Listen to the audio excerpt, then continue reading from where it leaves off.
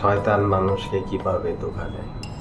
একটা দেশের ক্ষমতা যখন হাতে থাকে তখন জনপ্রিয়তার শীর্ষে পৌঁছাইতে বেশি কিছু লাগে না। শুধু সমাজে সুষ্ঠু ন্যায় বিচার, ন্যায়ের প্রতি কথা বলা, সাধারণ মানুষের জানমালের নিরাপত্তা দেওয়া, নিত্য প্রয়োজনীয় দ্রব্য সামগ্রী হাতের নাগালে রাখা, এই সব কিছু খুব একটা আহামরি কিছু না। কিন্তু তারপরও যারা ক্ষমতায় থাকে তারা এই সব কিছুর ঊর্ধ্বে চলে যায়, এই ছোট ছোট বিষয়গুলো এড়িয়ে যায়, নিজের ক্ষমতা দেখাইতে চায়। আর যার কারণে এই ক্ষমতা দেখাইতে যাইয়া এই অহংকারের মাধ্যমে তাদের একদিন পতন হয়। অহংকার যেই করে সেই তারই পতন নিশ্চিত।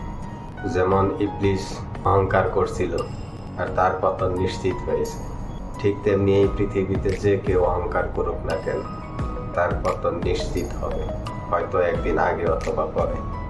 তাই আমাদের ক্ষমতার সদ্ব্যবহার করা উচিত। ক্ষমতা তো দেখাবে একজন, মহা ক্ষমতাধর, মহা ক্ষমতাশালী, মহাশক্তিশালী, আমাদের সকলের সৃষ্টিকর্তা, বিশ্ব সৃষ্টিকর্তা মহান রব্বুল আলামিন।